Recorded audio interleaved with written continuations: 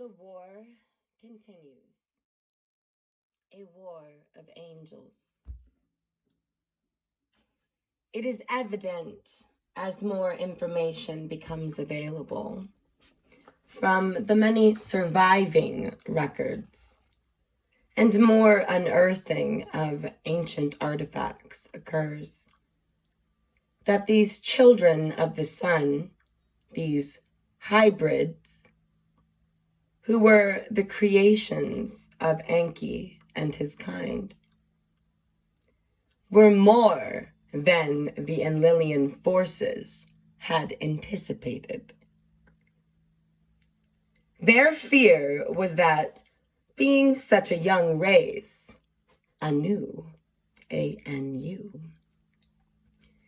given time to mature, these hybrids might surely become more powerful than even their creators. It became apparent that the Enlilian forces needed to change their previous apocalyptic plans.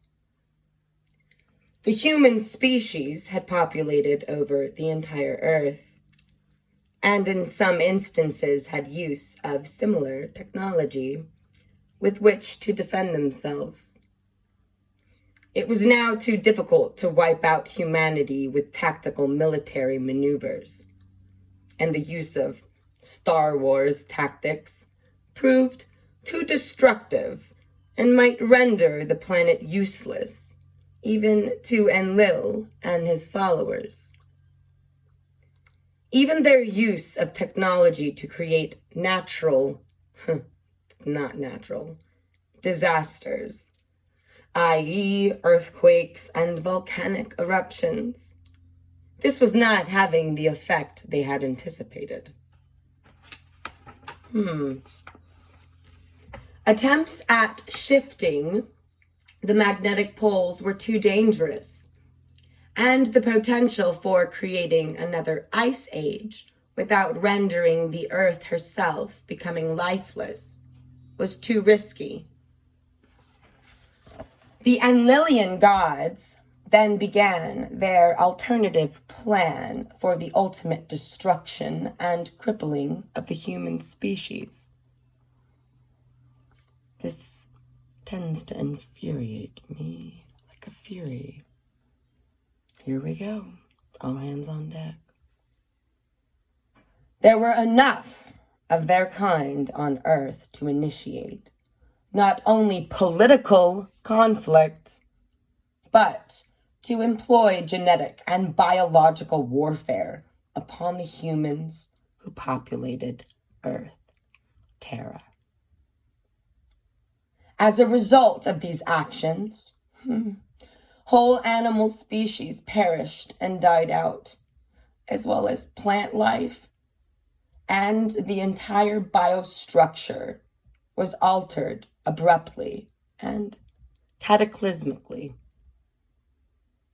Entire races of people have often, without explanation, simply vanished quickly and forever from our planet without a trace. Eventually, through being able to breed on their own, new species of hybridized hominids appeared, which was never a part of their original plans. But for reasons we can only guess, the ability to procreate was afforded us by Enki, the benevolent one, who may well be one and the same as the god Yahweh, Jehovah, many names of the D.O.D., the dog. It was hoped and preferred by his brother Enlil, Jehovah, that the gene pools, now that's interesting, so Yahweh is different than Jehovah. Fancy that? Things get twisted. So stay open-minded. That's a key within all of this. So, Enki's brother Enlil had thought that the gene pools would be destroyed and the potential for a united human race would never be a threat to their pure Nibiru Ian kingdom, different than Nibiru, okay? Ruled by their offspring, the Raphaim, that is spelling, here we are, Raphim, and the Anunnaki. The reason I spell Raphaim out for you will make more sense when I read the next chapter, but I'll continue finishing this one up here. The words of Ghost Wolf.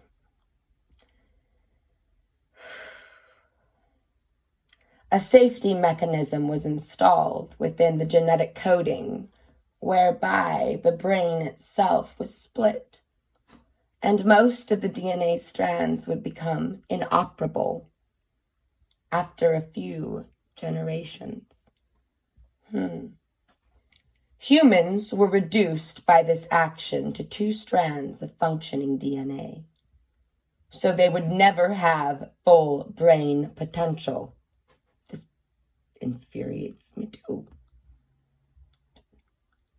Basically, humans were destined through this process of their own natural need to breed, rendered to become a slave race. The tenacity of the hybrid races, as well as their ability to rejuvenate and regroup, was again a surprise. Ooh, we be surprising folks, eh, family? Keep up the good work. And the work is never done until we get to paradise or bring it here. Many are called. So those who are called, do come. The time is now, in no time. So the tenacity of the hybrid races, as well as their ability to rejuvenate and regroup, was again a surprise to Enlilian forces, one they did not anticipate. Further, the work being done by other entities under the guidance of Thoth, Kukulkan in the mystery schools in the motherland, South America, was also not anticipated. The war against the centers of learning, the schools of Isis, what would later become known as the mystery schools, began, and the preoccupation with the searching out and ordained annihilation of the royal bloodlines, as well as any reference to the goddess, here it is, became the edict of all organized religions. Sad, but nonetheless true. We, the conglomerate that we are, I call it, this is so funny, wow, how synchronistic is this? I call it, air quoting here, cosmic soup, end of air quote, are nonetheless the children of the sun, have an uncanny ability, and are considered masters of survival. Nephilim, Enlil forces, were not entirely able to manipulate the earthly elements. Thoth, Enki, and Kukulkan, and the children of the sun survived, despite the attempts of the dark side to remove all traces of memory from our consciousness. If we don't think we are, we aren't. We aren't. We aren't. We are art, that's for sure. But it's a matter of belief within yourself. You have to know, GNO, who you are, who we are. There was an intervention, yes, there was an intervention by Sirius Dogstar forces and Andromedans, and the travesty was turned around. You could say in a manner of speaking. The side effects of the devastation, however, would have long-range effects only in the frontier regions of the Euphrates, where their survivors from, or whom the Enlilian forces could dominate. That system of domination and control. Let's put an end to it, yeah?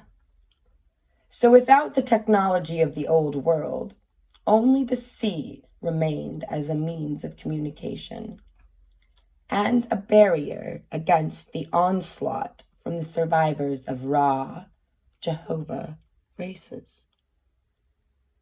This was true until recent times. Thus, the subtle wars of genetically manipulated races and the purging of the surviving schools of Isis would lead, even into the present day, to each side attempting to match the other in consciousness abilities and prowess of the species to survive. One has to focus on compassion and nurturing, while the other is constantly recreating the superior warrior and is engaged in the thirst for blood and destruction. That infuriates me too. The cycles of the serpentine and the serpent would commence through the struggle of the DNA as we entered the cycles of destruction that would result. We can still change the narrative. We are changing the narrative. The next chapter will be about those angels, the Oraphim and the Seraphim, and their starseed. Aho.